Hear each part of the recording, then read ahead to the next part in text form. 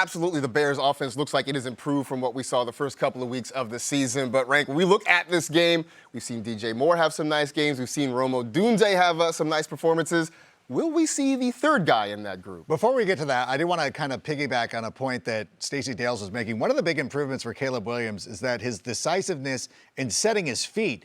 Like during the first 2 weeks of the season, he was not doing a good job of that. Now he seems more calm and collective. He's buying into what he's doing. He's really setting his feet and letting it rip. And one of the guys who it's going to pay dividends for it this week is going to be Keenan Allen.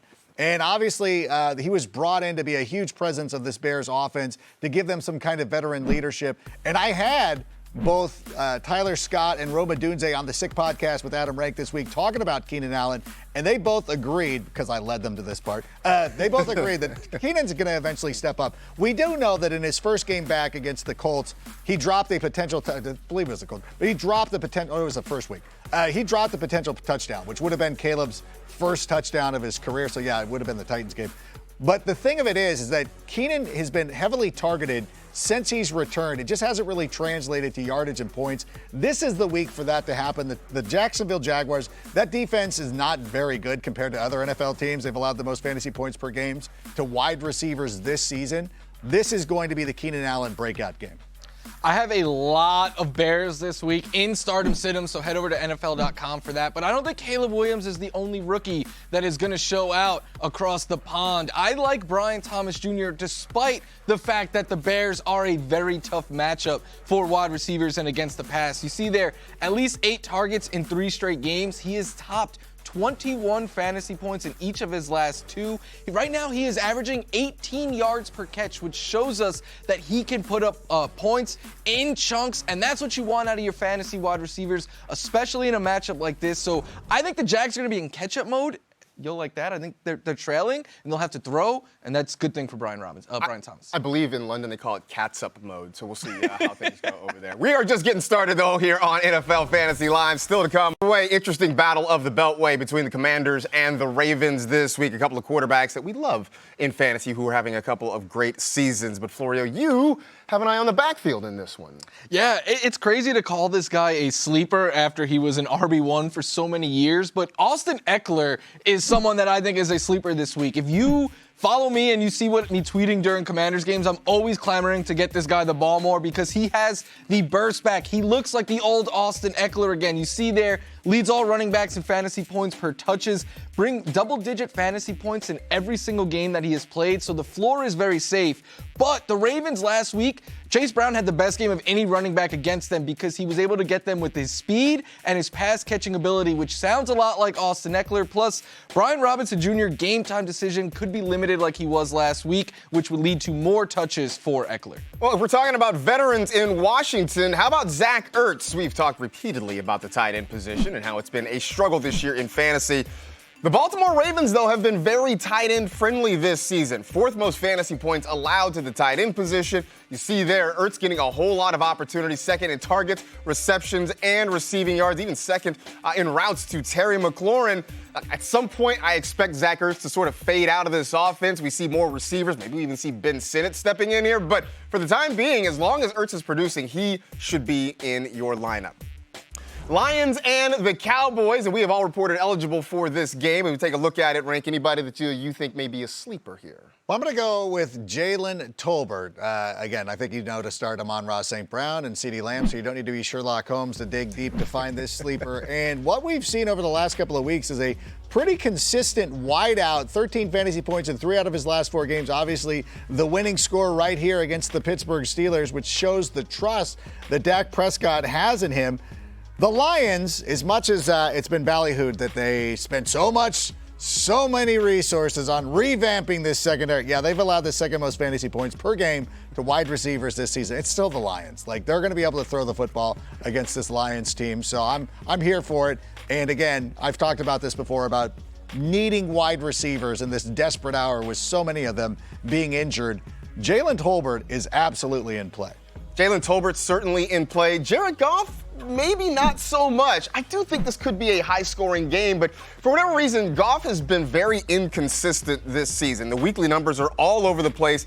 3 games with fewer than 16 fantasy points so far this season. And the Lions, have been a little bit more run heavy than I think we anticipated coming into the year. The eighth highest run play percentage of any team in the National Football League, going against a Dallas defense that has been awful against the run, ranked 24th this season, 8 rushing touchdowns allowed. So sure, I think Goff's going to get the ball out to Amon-Ra St. Brown, maybe to Jamison Williams. We hope to Sam Laporta, but there's a good chance this could be a game that's very heavy on Jahmyr Gibbs and David Montgomery trying to move the ball against this Dallas front.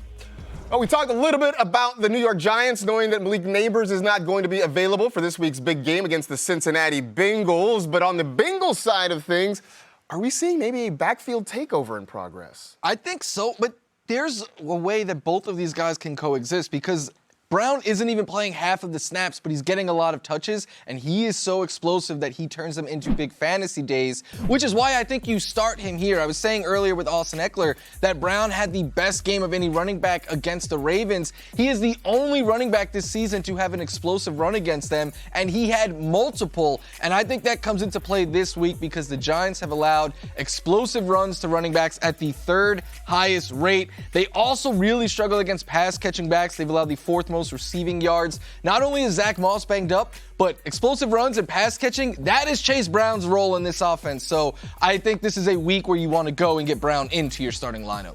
Despite the absence of Malik Nabers, I'm going to go with Daniel Jones as a sleeper quarterback this week. That's right. Last week, I had picked up Joe Flacco, and I know that Anthony Richardson is a game-time decision. So I've got Daniel Jones ready to go. This is the life I lead. I got Daniel Jones ready to go if Joe Flacco can't start for the Indianapolis Colts. I might just start Daniel Jones. He's had at least 3 games with at least 2 touchdown passes and no interceptions. That's the big thing. He has not been turning the ball over. He's had at least 18 fantasy points in 3 out of his last 4.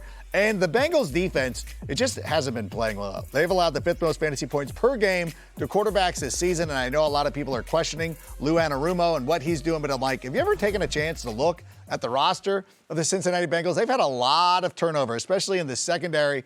And there's really nothing that Lou can do. Like, don't blame Lou. It's not his fault. This Bengals team is susceptible to a lot of points. I have a super flex team started Geno Smith last night. My other quarterback is Daniel Jones, so I sort of need Daniel Jones to sort of pick up the slack after Geno did not have a great game. Interesting one in the NFC South between the Tampa Bay Buccaneers and the New Orleans Saints. The Saints started hot. Now they've lost 3 in a row and are going to be without their starting quarterback, Derek Carr, for the next couple of weeks. Spencer Rattler is in, which is why I think you can start the Buccaneers defense this week. Now, interesting note, last year, 3 fifth-round rookie quarterbacks started a game, most in a single season in the common draft era. None of the 3 threw a passing touchdown in their first career start. We have seen a big slowdown in this Saints offense. They averaged 45.5 points in their first 2 games. They scored a combined 49 over their last 3, and most of that offense has come on the ground. If they are going to be successful, it could be through the legs of Alvin Kamara, who I know has been banged up and sort of limited in practice this week. Meanwhile, the Bucs have been tough on the ground. I don't know where the Saints are going to get offense from. I think this feels like a big game to get the Bucs into your defensive starting lineup. Yeah, if the Bucs defense plays well, you would think that aligns for the running game to get going for Tampa Bay, but I don't love Rachaad White this week. In the last 4 weeks, him and Bucky Irving have split carries down the middle, but Irving has been much more productive on the ground. He is the one that gets the goal line work as well. But what really worries me for Rachaad White is his involvement in the passing game just continues to decrease and decrease. It has led to him averaging just 8 fantasy points per game in the last month, and he has not reached 11 in any of his last 4 games. And on top of that, in his career, he has never had 80 scrimmage yards against the Saints, and he plays them twice a year. So I think it's a week to play it safe and get Rachaad White out of your lineup. It could be a kind of a low-scoring game between the Bucs and the Saints this week. Families affected by Hurricane Milton and Helene urgently need support. Help the American Red Cross provide meals and shelter to these families. Donate today to relief efforts by going to redcross.org/NFL. We'll be right back after this. Browns and the Eagles. And look, the Eagles coming off of a bye. The Browns trying to figure some things out offensively. But the one thing we're excited about, Rank, is that we have A.J. Brown back in our lineups. Yeah, that's why I'm saying to start A.J. Brown, just to remind everybody. You're like, be like, oh, yeah, I forgot. I have him on my waiver or on my IR spot or something like that. This is just a friendly reminder. Consider this a PSA. A.J. Brown is ready to go. He was back at practice on Friday. He feels good.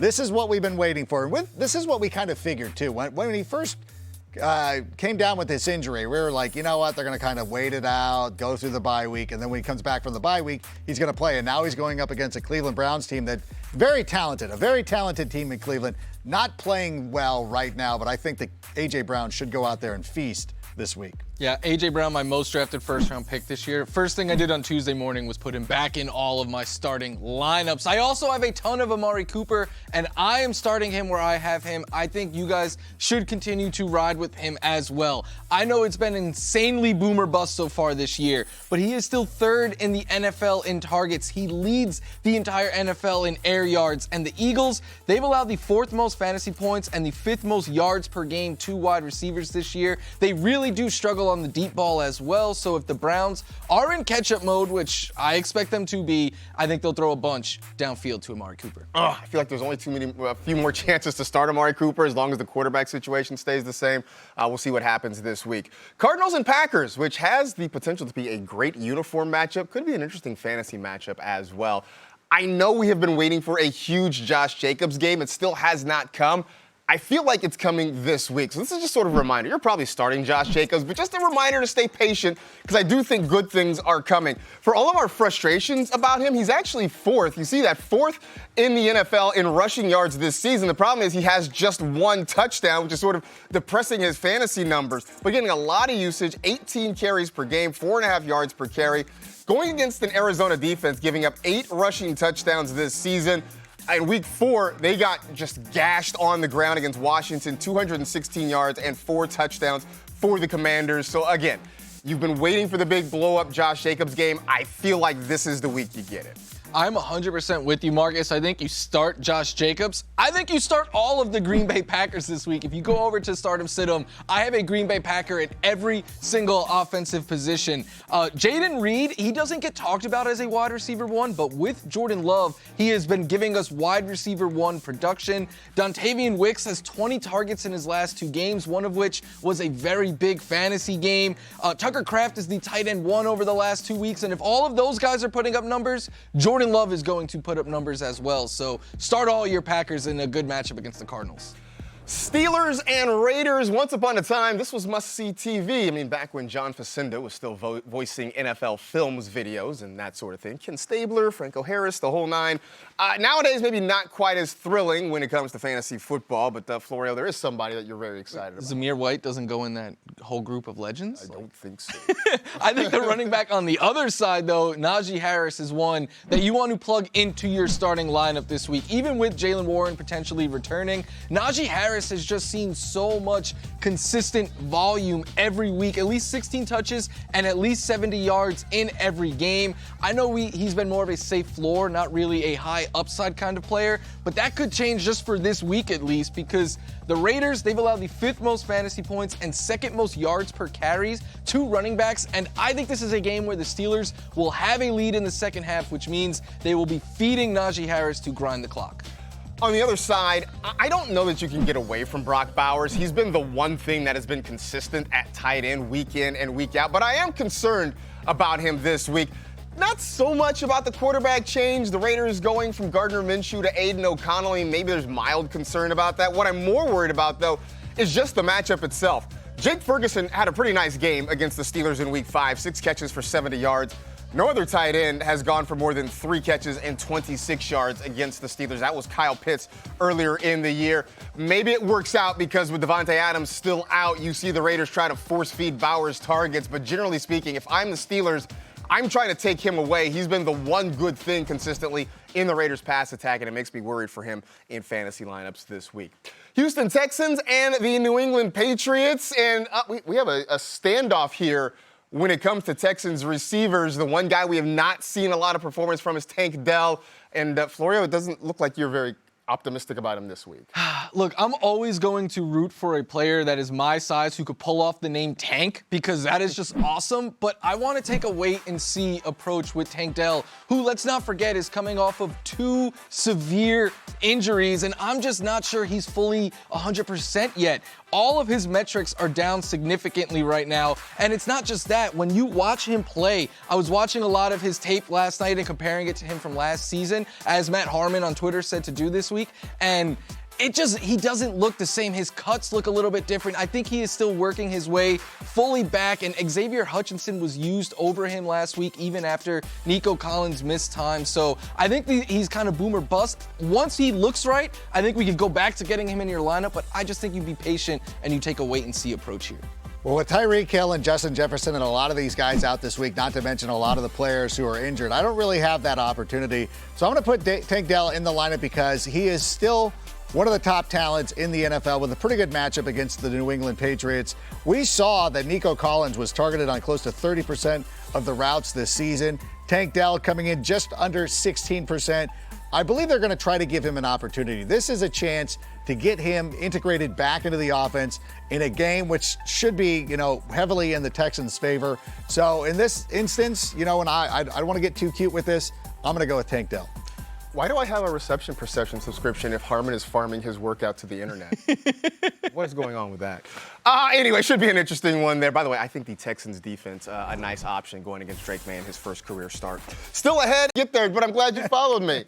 Whatever. Hey, Colts Titans. Speaking of, Colts Titans. You know what? There's so much going on with this Colts team right now. It's very difficult to figure out which players we want to play. But if there is one guy I'm keeping an eye on right now, it's A.D. Mitchell as a potential sleeper in this offense. And again, it comes out, is Michael Pittman playing? Is Joe Flacco the quarterback? Who is it going to be? I think when I look at this Colts team right now, I look at Josh Downs, who again, he's got an issue with his toe. There's so much going on here with this team that I don't know which way to go, but I'm just keeping A.D. Mitchell on the bench. I picked him up. I was able to move somebody. I had an IR spot open up because of Nico Collins, and I picked up Mitchell. I might play him this week. Literally, we're in the dark. I'll be up early on Sunday, apparently. We'll talk about it then. All right. Jonathan Taylor out as well. A lot of things, as you mentioned, going on with the Indianapolis Colts. Chargers Broncos, which potentially is the game that offense forgot. And, look. Neither one of these teams scores a whole lot of points. So what are we doing with this one, Florio? It's the game that offense forgot, which is why you sit all of the wide receivers in this game. First of all, the wide receivers on both of these teams are not must-start options. They're more guys that you plug in as your wide receiver 3 or flex. But on one side, you have a defense that has allowed the third fewest fantasy points to wide receivers. And on the other, you have one that has allowed the second fewest and only 1 touchdown to the position, the Broncos being the harder one of the two there. This, like you said, not going to be a high-scoring game. I think both coaches are going to get together before the game and be like, whoever runs the ball the most wins. So, avoid all your pass catchers and quarterbacks, I would say, in this one. Yesterday, Marcus besmirched Bo Nix on the hype train, but I'm still in on him. Listen, make your jokes. These teams don't score a lot of points, yet somehow Bo Nix has over 19 fantasy points in 2 out of his last 3 games. He is not being given enough credit for running the football. That's exactly what this guy does. He's had at least 8 rushing attempts in 2 out of his last 3 games. I don't want to compare him to some other Broncos quarterback who historically, you know what, I'll do it. Everybody knows who I'm talking about. I'm talking about John Elway. John Elway also John Elway ran the ball a ton. He did not have a very productive rookie season and passing-wise, but John Elway ended up having a pretty good career. Why? Who were you thinking of? Did Bo Nix ever threaten to play for the Yankees? That's all I really wanted to know. He was going to play for the Cardinals. Okay, there you go. St. Louis. All right, of course, obviously. Falcons and the Panthers down there in the NFC South, and look, we were sort of worried about Kirk Cousins coming into the season. I think now he is elevated to must-start status, at least for this week, going against Carolina. Coming off the huge game that he had last week against the Tampa Bay Buccaneers, going for 500 passing yards in that one. Now he's going against a Panthers defense that has been very quarterback-friendly. You see that there, 21 or more points to a quarterback in each of the last 2 games. In fact, 3 different quarterbacks have had a weekly top 12 finish against the Panthers. 4 different quarterbacks have had multiple touchdown passes against Carolina. So, look, I don't know what your quarterback options are, but if you got a guy on a bye or a guy with a tough matchup, Kirk Cousins is an easy guy to slot into your lineup this week. No, of all the quarterbacks we've been talking about, Kirk Cousins is one of them. And we've also got Darnell Mooney going this week. You know what? He's really started to turn it on for the Atlanta Falcons. He is second on the team in targets, receptions, and receiving yards this year. 3 receiving touchdowns, too. It's been great watching him rebound after moving on to Atlanta this offseason. And when I look at this offense and the potential for opportunity against the Carolina Panthers, who've not been allowed to slow down anybody this year, You want as many shares of this Falcons offense as possible. And if I could throw out a wild one too, I actually like Tyler Algier in this. Did we talk about that yesterday? I think we talked about that. All right, I'm assuming most people don't watch on Thursday. Probably not. You're watching this on a Saturday, and you're like, hey, what's going on, everybody? Yeah.